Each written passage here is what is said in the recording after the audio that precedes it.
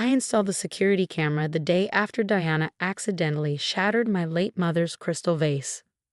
My name is Olivia Bennett, and at 24, I was living in my childhood home with my father and his new wife of 2 years, trying to save money for grad school. That decision nearly cost me my life. She tripped James. You know how careless she can be on those stairs. Diana's syrupy voice drifted through my haze of pain as I lay on the emergency room bed. Thank goodness I was there to call for help. The ER doctor, Dr. Sarah Chin, glanced up from examining my injuries, her eyes sharp and observant. I could see she wasn't buying Diana's performance, especially after noting the peculiar pattern of bruises on my back.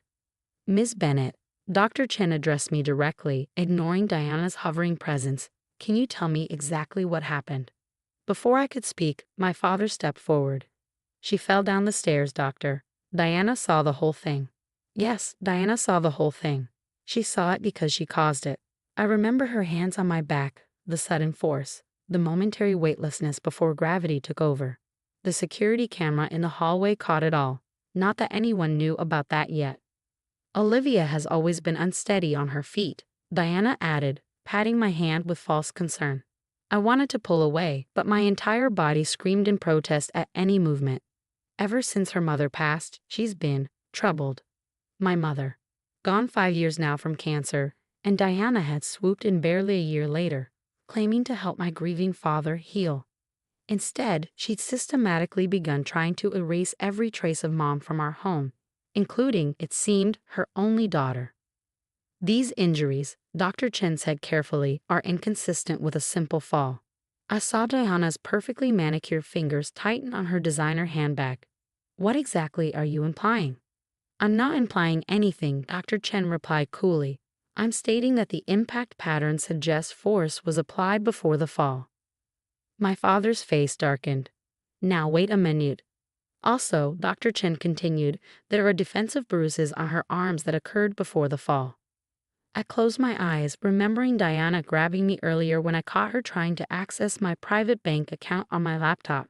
You ungrateful little snitch. She had snarled, her perfectly composed mask slipping for a moment. I know you've been telling your father lies about me. Mr. Bennett, Dr. Chen said, I need to speak with your daughter privately. Absolutely not, Diana interjected. We're family. We handle things as a family. A nurse appeared with a tablet, showing Dr. Chen something that made her frown deepen. These preliminary scans show 3 cracked ribs, a sprained wrist, and potential internal bruising. This was no simple fall. I gathered my courage, knowing the security footage was safely backed up to my cloud account. I want to speak with the doctor alone. Olivia, my father's voice carried a warning tone. Diana is just trying to help. Mr. Bennett, Dr. Chen's voice was firm. Your adult daughter has requested privacy for her medical consultation. I must ask you and your wife to step out. Diana's face tightened for a fraction of a second before her mask of concern returned. Of course, whatever makes dear Olivia comfortable. Come, James. As they left, I saw Diana pull out her phone, fingers flying over the keys. Probably calling her lawyer brother, I thought. She always did when she felt threatened. Once they were gone, Dr. Chen sat beside my bed. Olivia, you're safe here. Whatever you need to tell me. I have proof, I whispered, my voice shaking. Security camera footage. She pushed me.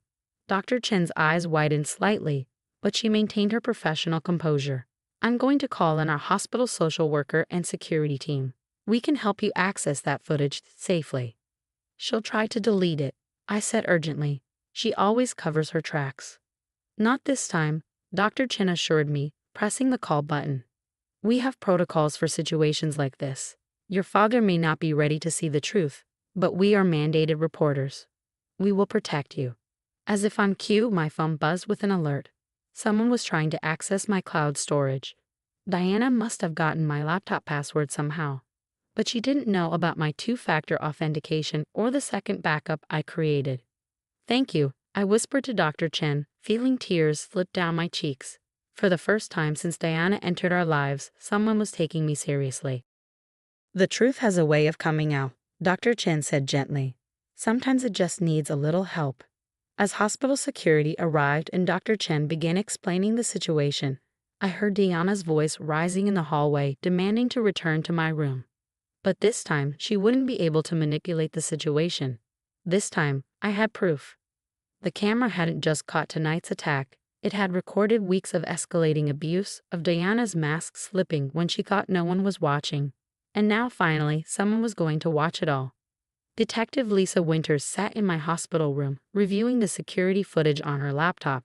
Each video clip showed Diana's carefully constructed cacade crumbling, threatening gestures, accidental shoves, destroyed possessions, and finally, the clear footage of her pushing me down the stairs.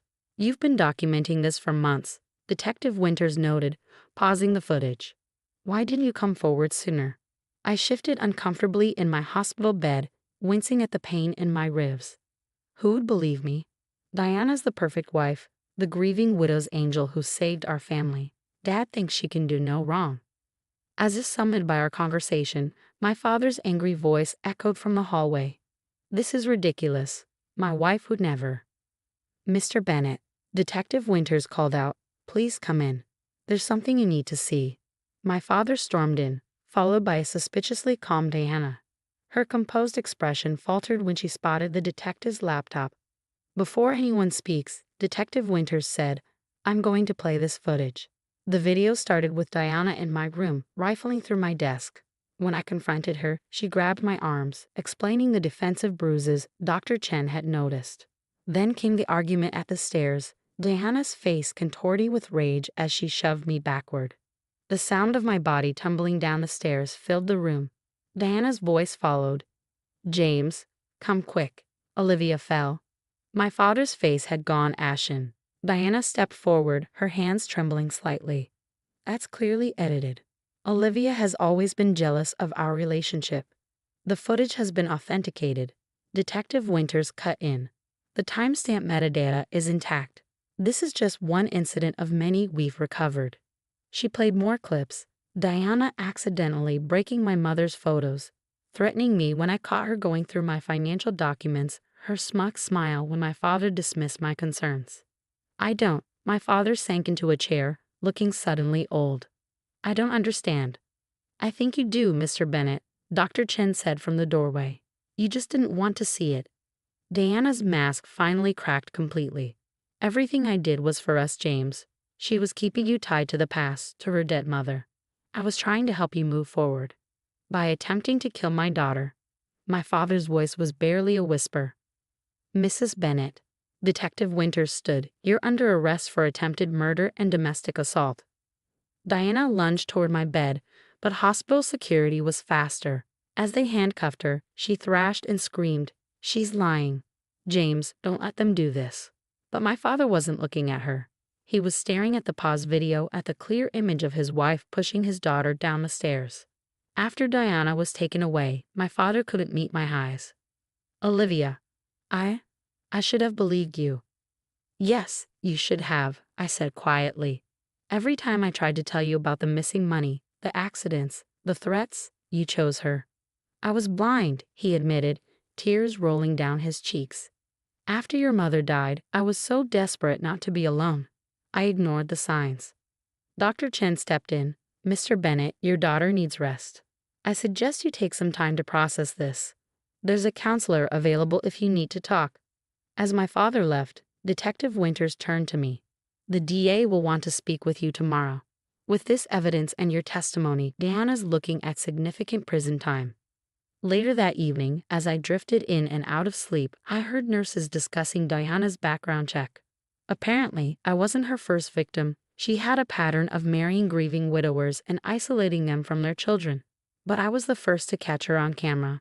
My phone buzzed with a text from my best friend Emma. "Just heard what happened. I'm at the airport. Be there in 3 hours." Emma had never trusted Diana, had begged me to move in with her instead of staying at home. But I had been determined to protect what remained of my family, to keep my mother's memory alive in the house she loved.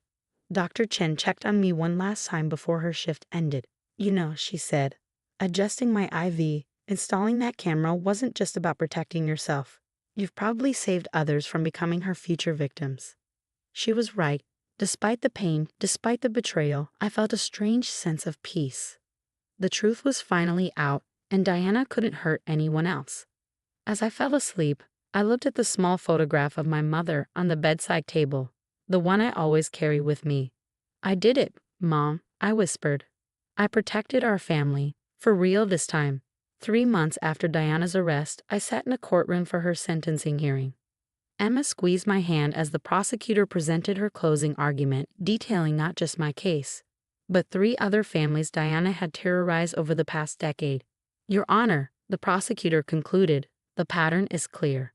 Diana Bennett systematically targeted grieving families, isolating and abusing vulnerable children while depleting their inheritances. The premeditated nature of her actions, culminating in the attempted murder of her stepdaughter, demands the maximum sentence." Diana sat at the defense table, her designer clothes replaced by prison garb, her perfectly styled hair now showing gray roots.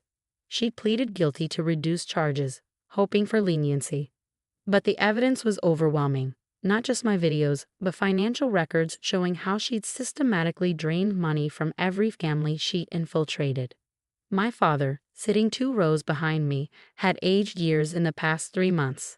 After Diana's arrest, we discovered she'd stolen nearly $200,000 from my mother's life insurance fund. Money that had been meant for my education. Before I deliver my sentence, the judge announced, "Ms. Bennett, do you have anything to say to your victims?"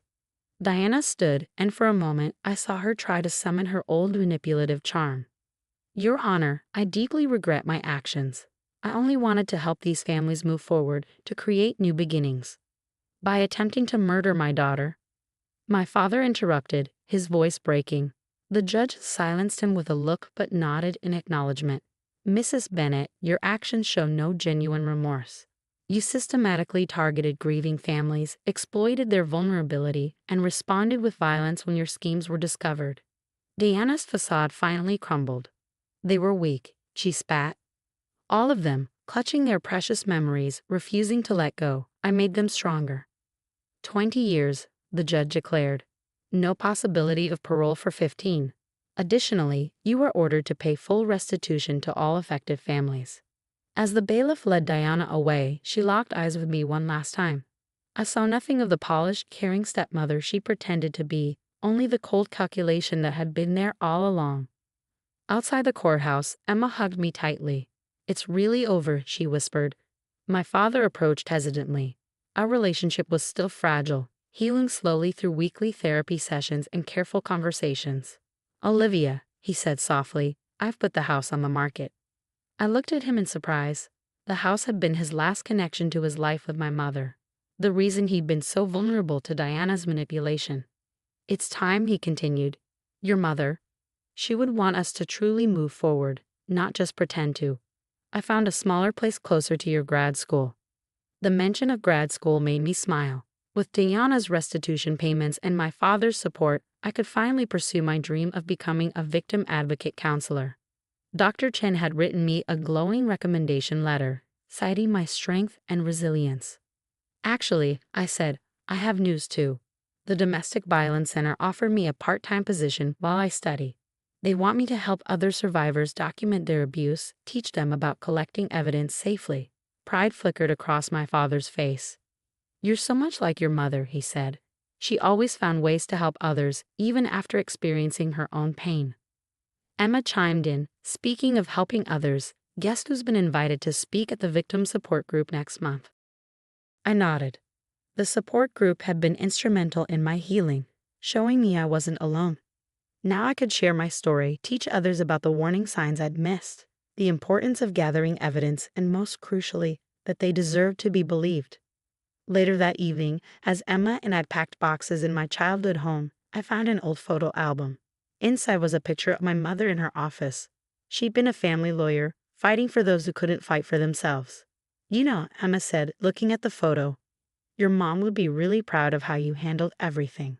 You didn't just survive Diana, you made sure she couldn't hurt anyone else."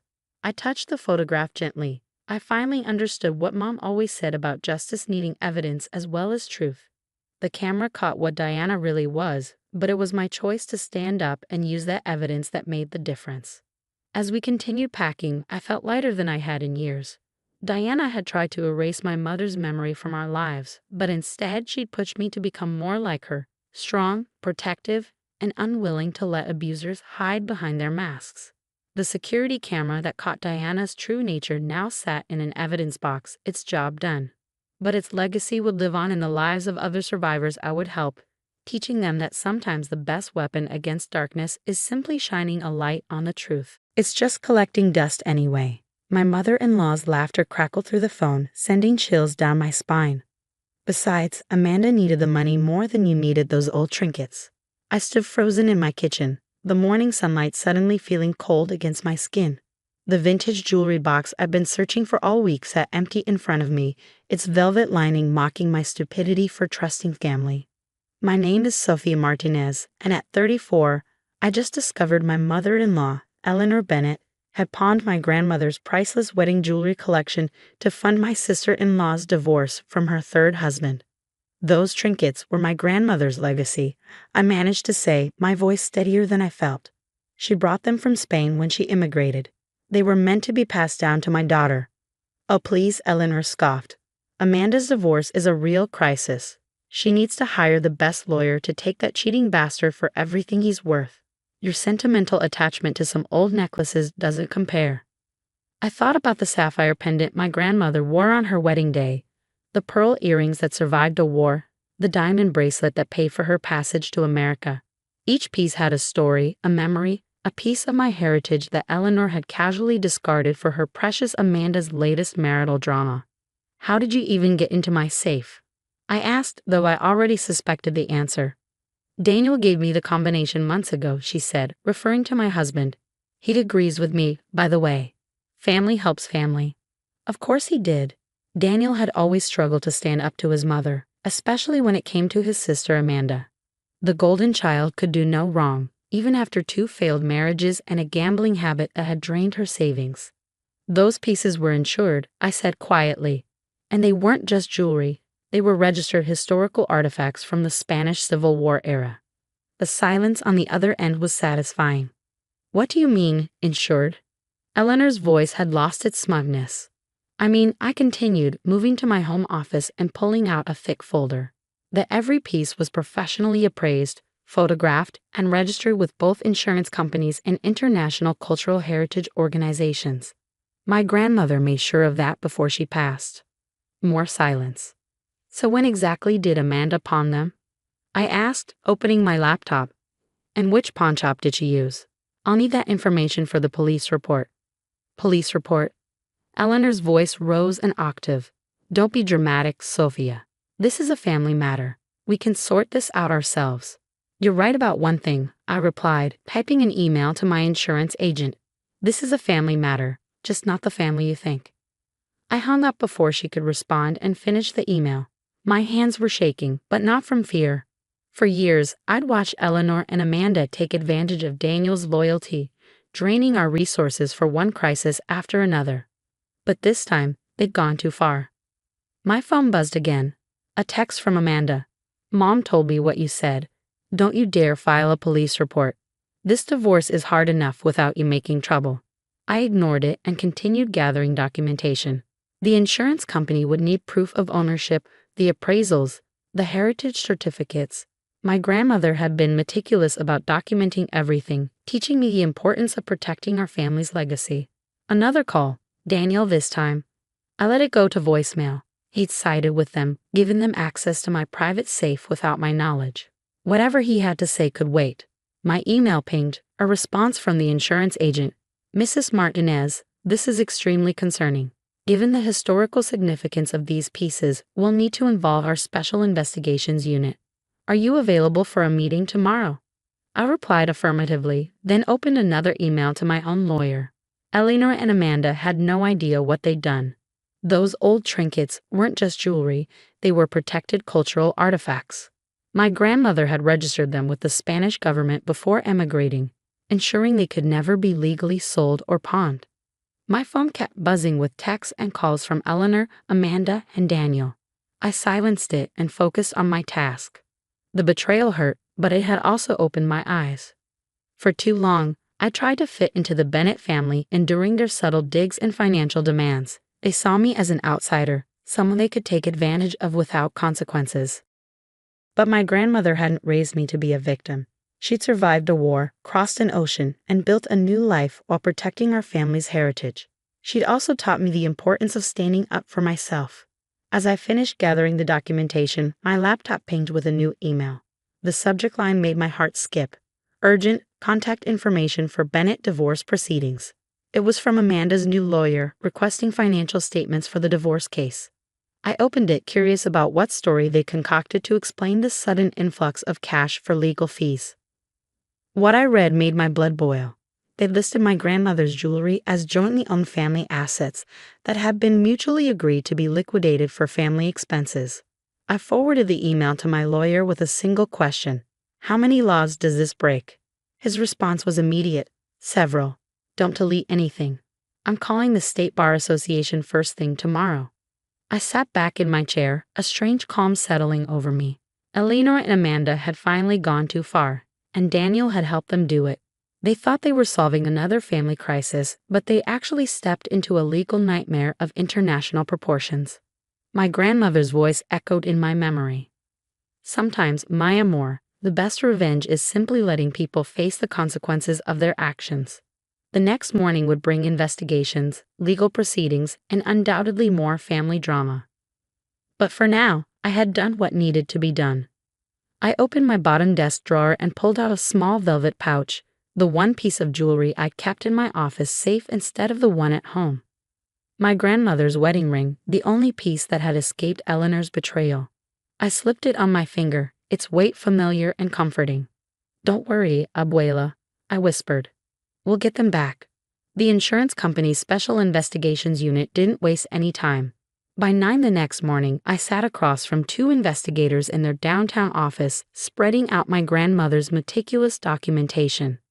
"This is extraordinary," Maria Suarez, the lead investigator, said as she examined the heritage certificates. "These pieces aren't just jewelry, they're registered artifacts from the Spanish Civil War era. Your grandmother was remarkably thorough in documenting everything."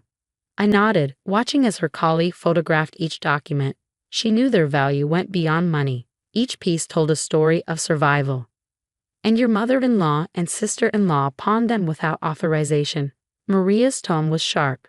"Do you know which pawn shop?" Before I could answer, my phone buzzed with a text from Daniel. "Eleanor's hysterical. Amanda's divorce lawyer just dropped her case. What did you do?"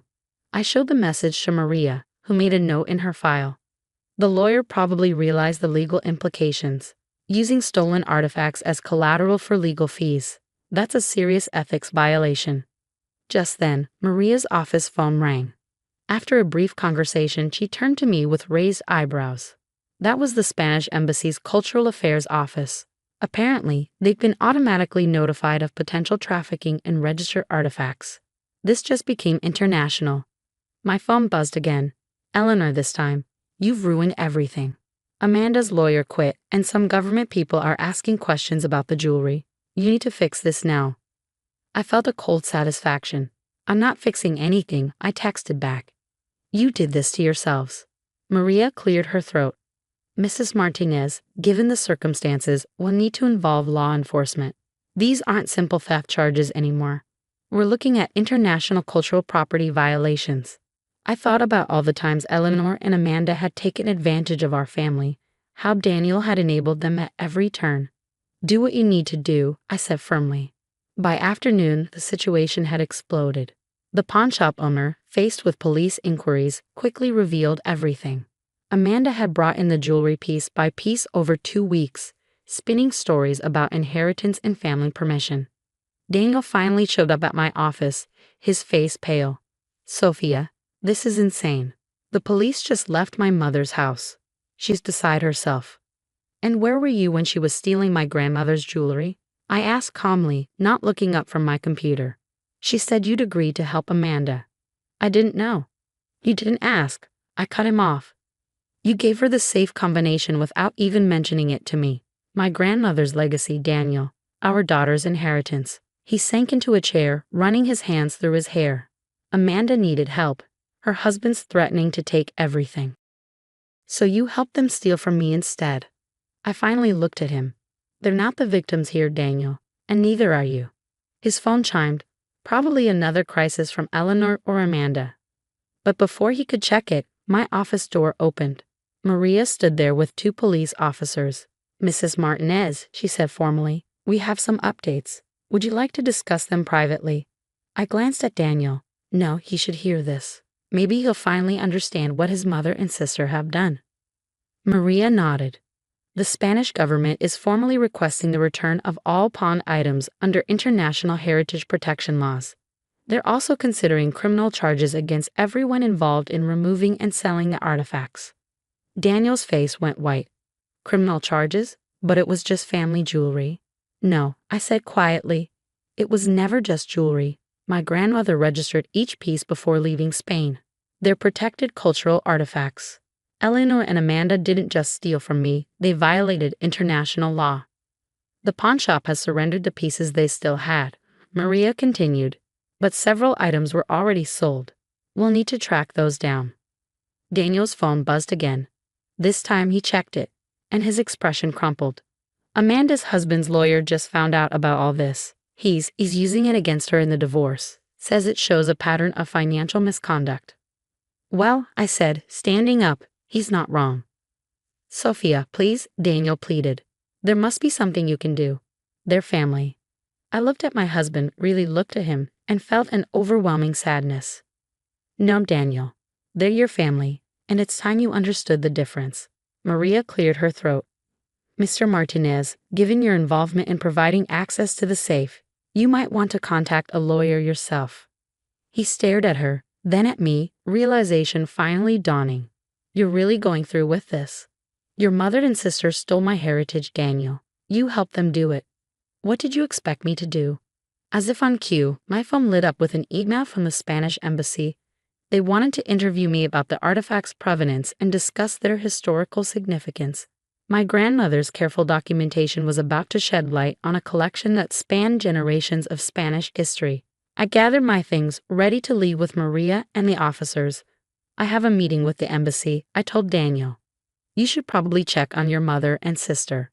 I imagine they're having a difficult afternoon. He stood there, looking lost. What happens now?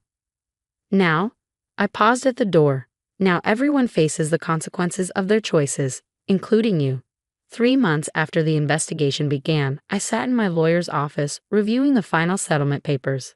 The Spanish government had recovered most of the jewelry through an international art recovery team, though 2 pieces remained missing. Eleanor and Amanda faced hefty fines and potential criminal charges, while the pawnshop was under investigation for trafficking in protected artifacts. The embassy is impressed with your grandmother's documentation, my lawyer said, sliding a letter across the desk. They want to display the collection in Madrid's National History Museum. They're offering to name a wing after your family. I picked up the letter, thinking of my grandmother. She would have loved knowing her preservation efforts had such an impact. My phone buzzed. A text from Daniel. Signing divorce papers today. I'm sorry it took all this to open my eyes. I set the phone down without responding. Daniel had finally chosen to separate after Eleanor and Amanda's actions led to him being named in the international investigation. Too little, too late. There's something else, my lawyer said, pulling out another document. Amanda's husband's legal team sent this over. Apparently, she used some of the money from pawning your jewelry to gamble. They've frozen her accounts pending investigation. I wasn't surprised. Amanda's gambling had always been the family's best-kept secret, covered up by Eleanor's excuses and Daniel's enabling. Now it was all coming to light. The door opened, and Maria from the insurance company entered, carrying a familiar velvet box. The restoration team finished their work, she said, placing it in front of me. Everything we recovered has been authenticated and documented. With trembling hands, I opened the box. There they were, my grandmother's sapphire pendant, the pearl earrings, most of the collection restored to its former glory. Only the diamond bracelet and a ruby ring remained missing, likely sold to private collectors. The Spanish authorities are still tracking the missing pieces, Maria assured me. But they're more interested in preserving what we have. The museum display will help document an important period in Spanish history. My phone buzzed again, Eleanor this time. They're making me sell my house to pay the fines. How could you do this to family? I showed the message to my lawyer, who shook his head. She still doesn't get it, does she? These weren't just family heirlooms. They were protected historical artifacts. No, I agreed. She never understood what family really means. Just then, my daughter Sophia, named after my grandmother, poked her head in. She'd been waiting in the reception area with my aunt. At 13, she was the same age I'd been when my grandmother first showed me the jewelry collection and told me its history. "Is it true, Mom?" she asked, eyes wide. "Are they really going to put Bisabuela's jewelry in a museum?" I beckoned her over, opening the velvet box. "Yes, my amor. Come see. These pieces tell the story of our family's strength, of your great-grandmother's courage." Sophia gently touched the sapphire pendant. "Can you tell me the stories again?" Of course. I lifted the pendant, remembering my grandmother's words. This one she wore when she married your great-grandfather, just before the war. She hid it in a loaf of bread when they fled Madrid. As I shared our family history with Sophia, I felt a sense of peace. Eleanor and Amanda had tried to erase our legacy for their own selfish needs, but they failed. Instead, they'd helped preserve it for generations to come. My phone lit up with messages from Eleanor and Amanda's relatives, all angry about the consequences the two women now faced. I silenced it without reading them. Their drama was no longer my concern. "Mrs. Martinez," Maria interrupted gently, "the embassy would like you to speak at the exhibition opening. They think it's important to have a family member share the personal history behind the collection." I looked at Sophia, still entranced by her great-grandmother's jewelry. "Yes," I said. "These stories need to be told. That's what family legacy really means, not just keeping things, but preserving their meaning." Later that evening, as Sophia and I sorted through old family photographs to contribute to the museum display, I found a picture of my grandmother wearing the missing diamond bracelet. On the back, she'd written in her elegant script, "Sometimes the greatest strength is knowing when to stand your ground." She'd been right. By standing my ground, I hadn't just recovered our family's treasures, I'd ensured their story would be preserved for future generations. Eleanor and Amanda had tried to reduce my grandmother's legacy to mere palming value, but instead, they'd elevated it to its rightful historical significance. The missing pieces might never be found, but in a way, that too was part of our family story now, a reminder that some things, once lost, can't be replaced. But the most important things, the stories, the strength, the legacy, remained intact, stronger than ever. Sophia looked up from the photographs. "Mom, I'm proud we're doing this. Bisabuela would be proud too." I hugged her close, my grandmother's wedding ring warm on my finger. "Yes, my amor. She would be very proud indeed." "I bought Amanda a house with your credit card." My mother-in-law's voice dripped with smug satisfaction through the phone. "What are you going to do about it?" I gripped my office desk, steadying myself as the implications of her words sank in. Victoria Bennett, my mother-in-law of 5 years, had finally crossed a line there was no coming back from. "A lovely 3-bedroom in River Heights," she continued, clearly delighted by my silence. "Amanda deserves a proper home, not that tiny apartment you keep complaining about. I simply help things along."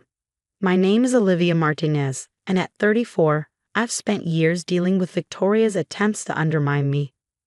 But stealing my credit card to buy her precious daughter a house, that was a new low, even for her. "Nothing to say," Victoria taunted. "No threats, no tears. Come now, Olivia, you're usually so quick to play the victim." I allowed myself a small smile, but she couldn't see it. "Thank you for letting me know," I replied calmly. "Is there anything else?" My composed response clearly threw her off. There was a pause, then, "Well, I just thought you should know where the money went since you'll be seeing it on your statement soon anyway." "How thoughtful of you." "Have a good day, Victoria." I hung up before she could respond. As soon as the call ended, I pulled up my banking app. There it was, a $425,000 charge to River Heights Realty. My hands should have been shaking. I should have been panicking. Instead, I felt an almost serene sense of satisfaction.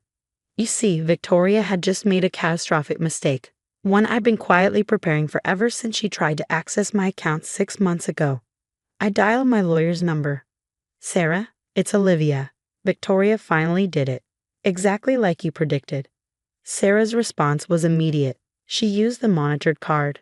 "Yes, just charge $425,000 for a house in River Heights." For Amanda. Perfect. I could hear the satisfaction in Sarah's voice. Everything's documented and flagged. Do you want me to proceed? I thought about Victoria's smugness, her certainty that she finally put me in my place. I thought about 5 years of snide comments, her constant attempts to elevate Amanda while undermining me, her endless manipulation of my husband Michael with tales of family loyalty and obligation. Yes, I said firmly, proceed with everything we discussed.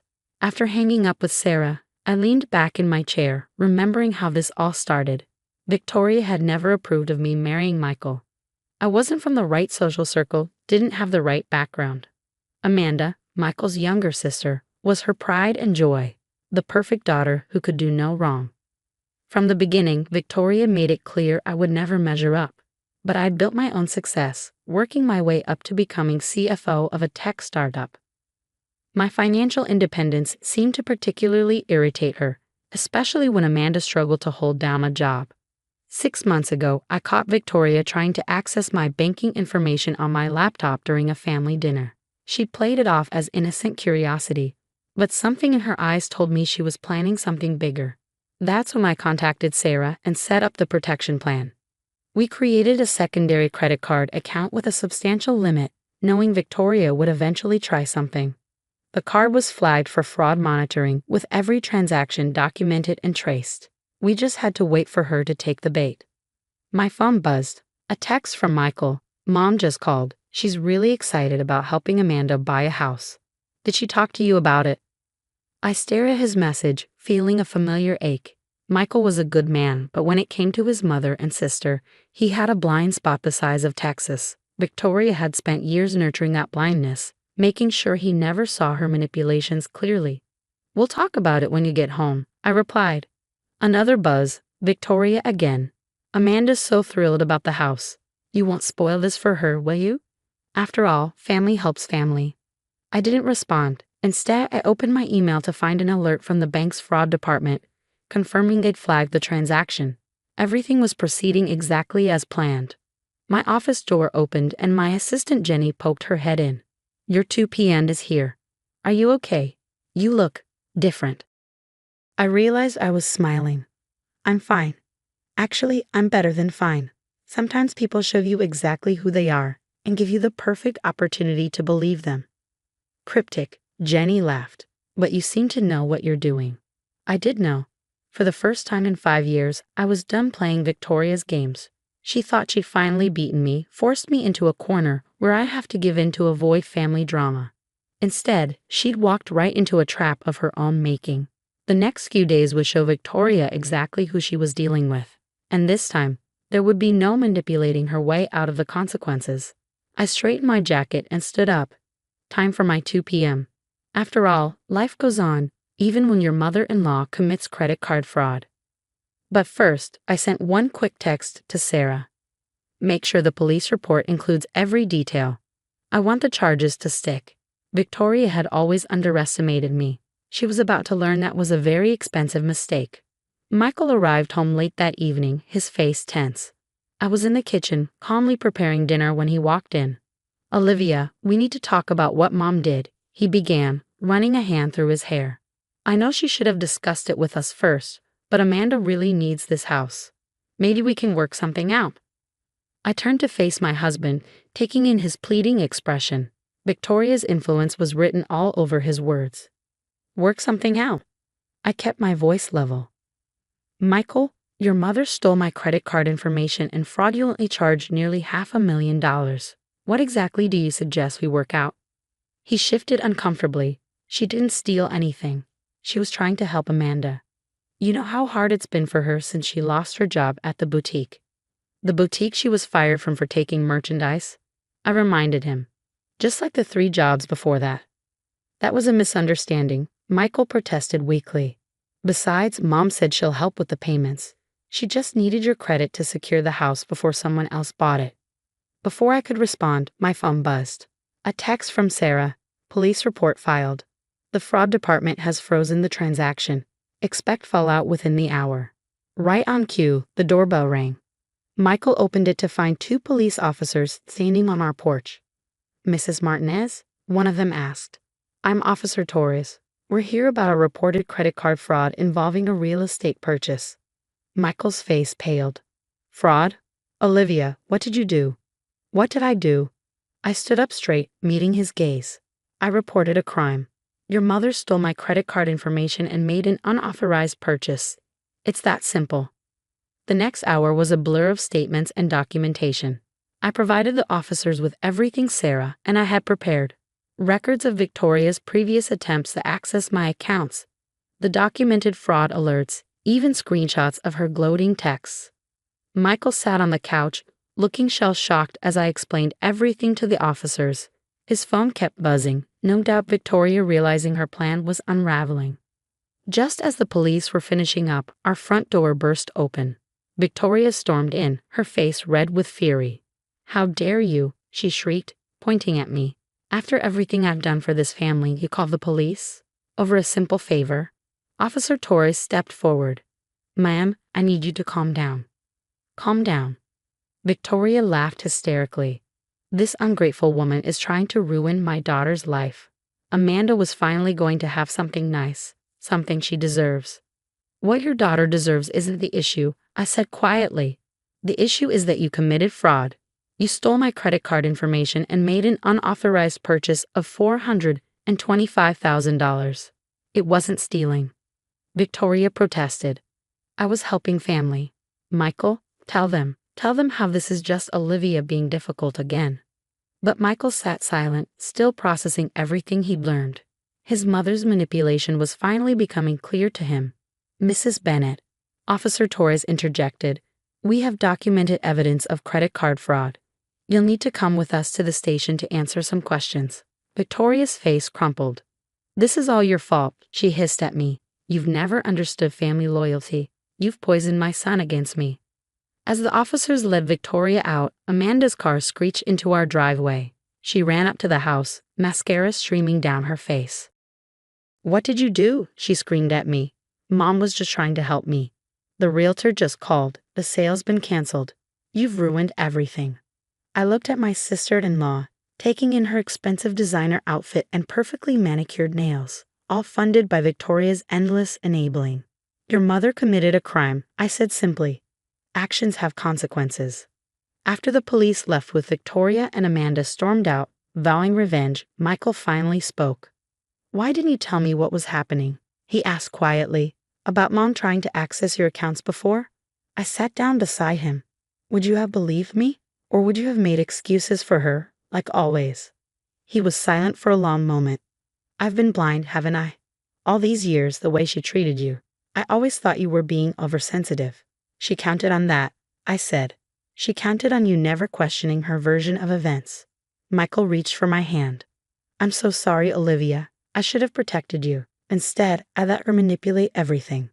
Before I could respond, my phone buzzed again. Sarah's update. Victoria is being charged with credit card fraud and theft. Given the amount involved, she's looking at serious consequences. Want to proceed with pressing charges? I showed Michael the message. He stared at it for a long moment before squeezing my hand. Do what you need to do, he said finally. No more excuses for her behavior. I nodded, typing my response to Sarah. Proceed with everything. It's time for Victoria to face real consequences. As I hit send, I felt a weight lift from my shoulders. For years, Victoria had played her games, confident that family loyalty would protect her from consequences. She'd underestimated not just my intelligence but my determination to end her manipulation once and for all. The house she tried to buy for Amanda would remain unsold. But more importantly, the power she held over our family was finally broken. Michael leaned back on the couch, looking exhausted. What happens now? I smiled slightly. Now, we let justice take its course, and we start building boundaries that should have been there all along. 3 months after Victoria's arrest, I sat in a courthouse watching her plea hearing. She looked smaller somehow, her usual confident demeanor replaced by nervous gestures and darting eyes.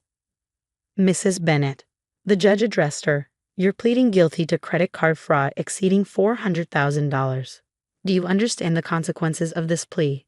Victoria's voice trembled. Yes, Your Honor. The prosecutor stood, outlining the case. The defendant used stolen credit card information to attempt purchasing a house.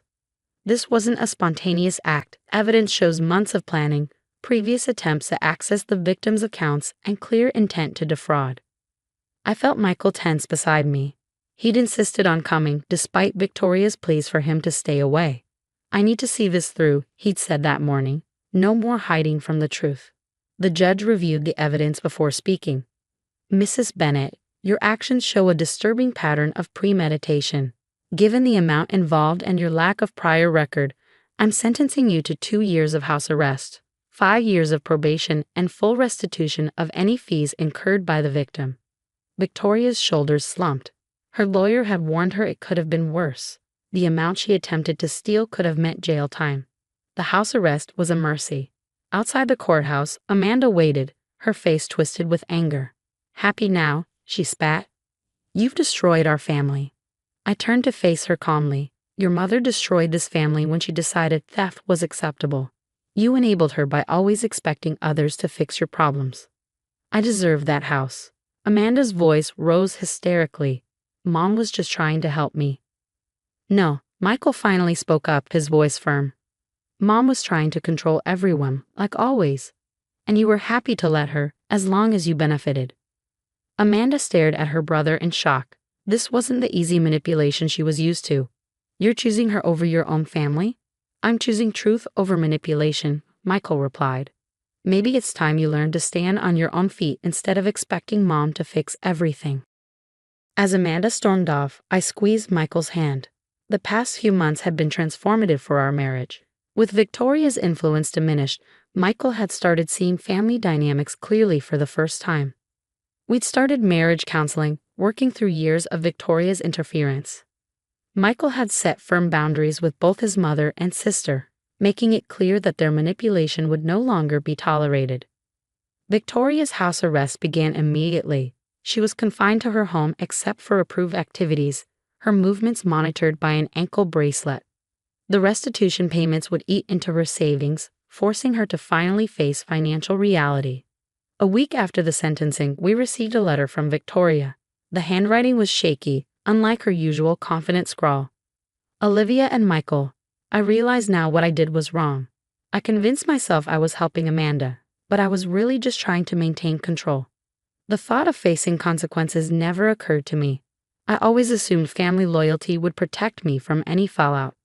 Seeing everything I built crumble, my reputation, my relationship with my son, my freedom, has forced me to confront some hard truths. I don't expect forgiveness, but I want you to know I understand why you had to take action. Victoria." Michael read the letter twice before setting it down. "Do you think she means it?" "Maybe," I replied. "But actions speak louder than words. Let's see if this understanding lasts beyond her house arrest." As for Amanda, she finally had to face adult responsibilities without Victoria's safety net. She found a job as a receptionist, not the glamorous career she'd imagined, but honest work. Sometimes growing up happens later than it should. Sarah called last week with an update. "Victoria's making her restitution payments on time," she reported. "And the fraud alert system we set up hasn't detected any new attempts to access your accounts." "Good," I said.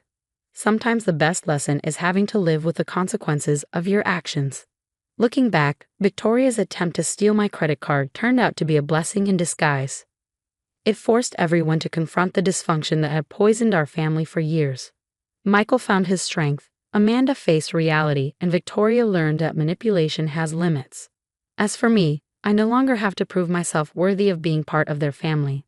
I am who I am, successful, prepared, and unwilling to be anyone's victim. Victoria's house arrest will eventually end, but the changes in our family dynamics are permanent. Sometimes it takes an explosion to clear the air. In our case, it took a fraudulent house purchase to build something stronger, a family based on truth instead of manipulation. Michael and I are expecting our first child now. Victoria will be a grandmother, but one with clear boundaries and limited influence. It's not the family story she would have written, but it's the one she created through her own actions. Sometimes the best revenge isn't revenge at all. It's simply letting justice take its course. "You're just an accountant who got lucky," Victoria sneered, her perfectly manicured nails drumming against the mahogany conference table. "My daughter deserves this more than you ever will." I sat across from my mother-in-law in the same boardroom where I'd spent countless hours building Morgan Industries from a struggling manufacturing company into a $5 million success story. The irony wasn't lost on me. 5 years of 80-hour weeks, and she still saw me as nothing more than the accountant who married her son. The board has unanimously voted to restructure the company leadership, she continued, sliding a document across the table. Effective immediately, Amanda will be taking over as CFO. Your services are no longer required. Amanda, my sister-in-law, who'd spent the last 3 years posting Instagram photos from her business trips to Monaco and Milan, was now going to be handling the finances I'd painstakingly rebuilt. I felt my lips twitch into a smile. Something funny, Elizabeth? Victoria's eyes narrowed. No, I replied calmly, gathering my belongings. Just remembering something my father taught me about keeping good records. Good luck with everything. My name is Elizabeth Morgan, and at 34, I'd just been ousted from the family business by my mother-in-law. What Victoria didn't know was that I'd seen this coming for months. The whispered conversations that stopped when I entered rooms, the misplaced financial reports, Amanda's sudden interest in attending board meetings. It all pointed to this moment. As I walked to my office to collect my things, I thought about James, my husband, and how he'd been conveniently sent to oversee the Shanghai expansion 2 weeks ago. Victoria had always known how to play her children against each other. We'll handle the transition announcement internally, Victoria called after me. No need to make this more awkward than it needs to be. I turned back, meeting her gaze. Of course, I wouldn't want to make things awkward. My office looked exactly as I'd left it that morning, except for the cardboard box someone had already placed on my desk. 5 years of work, and they expected it to fit in a single box. I opened my laptop one last time, quickly sending an email I drafted weeks ago. The security guard who escorted me out was Tommy, who'd washed my car every night when I worked late reviewing contracts and restructuring debt. I'm sorry, Mrs. Morgan, he whispered as we reached the parking lot. This isn't right. It's okay, Tommy, I said, handing him a business card. Keep in touch. I drove straight to my favorite coffee shop, ordered my usual vanilla latte, and pulled out my phone. 3 calls later, everything was in motion. Victoria thought she was dealing with just an accountant, but she'd forgotten one crucial detail. Accountants know where every penny goes, and I'd been documenting everything. The next morning, Victoria would receive 3 letters, one from the IRS confirming an audit of Morgan Industries' last 5 years of tax returns, another from the SEC investigating potential securities fraud, and a third from her bank questioning several irregular international transfers I'd flagged months ago. But that wasn't even the best part. While Victoria had been busy plotting my removal, I'd been preparing for my next chapter. The late nights at the office over the past 6 months weren't just about Morgan Industries. I'd been building something of my own. My phone buzzed with a text from James. Mom just told me what happened. Are you okay? We need to talk. I stared at the message, thinking about our 10 years of marriage, about how he'd always chosen his mother's side in every conflict, about how he'd conveniently disappeared when Victoria decided to strike. Yes, we do need to talk, I replied. But first, you might want to ask your mother about the Shanghai deal she's been hiding from you. The Shanghai deal, my personal insurance policy. 3 months ago, I discovered Victoria had been quietly selling company assets to a Chinese competitor, pocketing the profits while keeping the board in the dark. I had every email, every transfer, every document carefully preserved and timestamped. My phone started ringing. Victoria's number. I declined the call and opened my laptop, logging into my private email account. Time to set things in motion. Dear Mr. Chen, I typed. Thank you for your interest in my proposal. I'm now available to discuss the venture in detail. As mentioned, my experience in turning around struggling manufacturing businesses, combined with your distribution network in Asia, could be the beginning of something extraordinary. Victoria thought she was eliminating competition by removing me from Morgan Industries. Instead, she just freed me to become her biggest competitor. I took another sip of my latte, enjoying the quiet of the coffee shop. In less than 24 hours, Victoria would realize exactly what she'd done. She hadn't just fired an accountant, she created her worst nightmare. My phone buzzed again, this time with an email notification. The first of my documented irregularities had already caught someone's attention. A smile spread across my face as I read the subject line. URGENT, Morgan Industries Financial Audit. It was going to be an interesting month. As I packed up my laptop, I caught my reflection in the coffee shop window. I didn't see the naive accountant but married into the Morgan family 12 years ago. I saw someone stronger, someone who learned to play the long game. Victoria had taught me well, just not in the way she'd intended. She'd shown me that in business you need to be 3 steps ahead. She just never expected me to apply those lessons against her. I headed home to my apartment, another thing Victoria never understood. Why would a successful CFO rent instead of buy? She didn't realize I'd been liquidating my assets for months, preparing for this exact moment. Tomorrow would be day 1 of Victoria's worst nightmare, and I was just getting started. The chaos began exactly as I predicted. By 9 a.m. the next morning, Morgan Industries' legal department was drowning in audit notices. Victoria had already called 17 times, each voicemail more desperate than the last. "Elizabeth, we need to talk," her latest message said, the usual condescension replaced by barely controlled panic. "These auditors are asking questions about transactions I've never seen. There must be some mistake." "No mistake, Victoria, just years of careful documentation." I was already settling into my new office, a modern space in a high-rise across town that I quietly leased 3 months ago. The view of the city skyline was far better than my old office, and the sound of Victoria's empire crumbling was sweeter than any music. My phone buzzed with a text from Amanda. "What did you do?" "Mom's going crazy." I ignored it, focusing instead on the email from Mr. Chen. The merger discussions were progressing perfectly. While Victoria had been sneaking around selling company assets to Chinese competitors, I'd been building relationships with legitimate Asian manufacturers who were eager to partner with someone who understood both markets. James called next. "Liz, please. Whatever's happening, we can fix this. Mom says the auditors are looking at everything. They're talking about fraud investigations." "That's interesting," I replied, keeping my voice neutral. "Have they looked at the Shanghai documents yet?" Silence. "Then, what Shanghai documents?" "Ask your mother about the factory equipment she's been selling off books. I'm sure she'll have a perfectly reasonable explanation for where that money went." "Liz, wait." I hung up, turning my attention to Tommy, my old security guard, who now sat across from my desk. After Victoria fired me, she'd made the mistake of laying off half the security team. Loyal employees who knew every backdoor dealing they'd witnessed over the years. "They're shredding documents," Tommy reported. "But I've got photos of everything they're trying to destroy. Your mother-in-law's been in her office since 6 a.m., making calls to her private bank in Geneva." I smiled, opening my laptop. "Send the photos to this email address." "And Tommy?" "Great work." By noon, the story had leaked to the local business press. Morgan Industries, under federal investigation, ran across the bottom of every financial news channel. Victoria's carefully crafted reputation as a business titan was beginning to crack. My phone lit up with another call, this time from David Morgan, my father-in-law. The company founder who'd stepped back 5 years ago, trusting Victoria to manage his legacy. "Elizabeth," his voice was heavy. "What's happening to my company?" "I think you should ask Victoria about that," I replied. "Specifically about how she's been selling off your life's work piece by piece to line her own pockets. The auditors, they're saying there are millions unaccounted for." $3,400,028, I specified.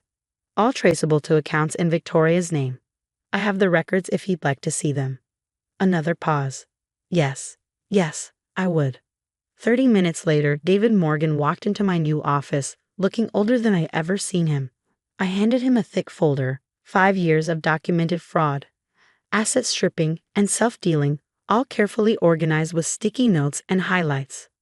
"I trusted her," he said quietly, flipping through the pages. "I trusted her with everything. She's been selling off machinery from the Shanghai facility," I explained, pocketing the money while telling the board it was regular maintenance costs. That's just the beginning. David looked up, his eyes sharp. "You kept track of all of this?" "I'm an accountant," I reminded him. "It's what we do." He nodded slowly, then pulled out his phone. "Victoria, board meeting. 1 hour. Everyone needs to be there." I smiled as he left, knowing what was coming. Victoria was about to learn another lesson about underestimating people. At 2 p.m., my phone rang again. A number I didn't recognize. "Mrs. Morgan." This is Agent Keene from the SEC. We've reviewed the documentation you provided. We'd like to schedule a formal interview. Perfect timing. I glanced at my computer screen where the live feed from Tommy showed the chaos unfolding at Morgan Industries. Victoria was pacing the boardroom, her perfect composure finally cracking. Amanda sat in my old chair, looking lost as board members peppered her with questions she couldn't answer. Everything was falling into place exactly as I planned. But this was just the beginning. My new company's paperwork would be finalized tomorrow. While Victoria had been focused on pushing me out, I've been quietly poaching Morgan Industries' best talent. The employees she'd overlooked, underpaid, and undervalued. They were all about to get better offers. My phone buzzed one last time. A text from James. Just saw the board meeting. It's bad, Liz. Really bad. Can we talk? Please. I stared at the message, thinking about our marriage, about all the times he'd stood silently by while his mother undermined me, about how he'd conveniently been absent when they pushed me out. Yes, I replied. Dinner at Giovanni's, 7 p.m. Bring divorce papers. Victoria had taught me an invaluable lesson. In business, just like in life, you have to be willing to cut ties that hold you back. I was finally putting that lesson to good use. I turned back to my laptop, where an email from Mr. Chen awaited my response. Time to build something new, something entirely mine. Victoria thought she ruined me, but she actually set me free. And this was just the beginning. 1 month later, I stood in front of my new company headquarters, watching as the sign installers finished mounting Phoenix Manufacturing Solutions on the building. The name felt fitting, rising from the ashes of Victoria's attempts to destroy me. The morning news played on my phone. Morgan Industries CEO Victoria Morgan steps down amid fraud investigation. The video showed her leaving the federal building, her designer suit replaced by something far more subdued. Her usual confidence shattered. Inside my office, I found a stack of resignation letters from Morgan Industries employees. Victoria's house of cards hadn't just fallen, it had imploded. The company's stock had plummeted 60% since the investigation began, and their biggest clients were already reaching out to me. My phone buzzed with a text from David Morgan. Meeting today, 3 p.m., it's important. I arrived at his private office, not at Morgan Industries, but at his country club exactly on time. He looked tired but resolute. The board wants you back, he said without preamble. As CEO, they've seen what you built in just a month. They know you're the only one who can save the company. I smiled, thinking of Victoria's words. Just an accountant who got lucky. I appreciate the offer, I replied, but I'm not interested in saving Victoria's mess. I'm building something better. David nodded, unsurprised. I thought you'd say that. That's why I have a different proposal. He slid a document across the table. A merger. Equal partnership. Your innovation, our infrastructure. I glanced at the paperwork, then back at him. And Victoria? Gone. Permanently. The SEC has enough to keep her occupied for years. He paused. James signed the divorce papers yesterday, by the way. I stood up, smoothing my skirt. I'll have my lawyers review the proposal. But David, if we do this, we do it my way. No more family politics. He extended his hand. Agreed. As I drove back to my office, I thought about Victoria's face the day she fired me. She thought she was ending my career. Instead, she'd given me the push I needed to surpass her. My phone buzzed one last time. Amanda. I'm sorry for everything. I didn't reply. Some lessons you have to learn the hard way.